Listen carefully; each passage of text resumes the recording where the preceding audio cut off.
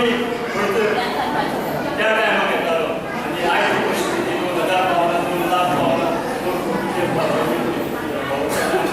नुस्तें भावून हात मारल्या पुरो अशी म्हणत ती भावून फातर दवरल्यार पुरो तो निवडून येतालो. आज कृष्ण बालोडकार सारकिल्लो आमचो आमचे बहादूर 2 वेळा विधानसभेत ताणें हाडलो. त्या खातीर प्रामाणीक आसलो. एक वेळ विधानसभेत अशी अफवा जाली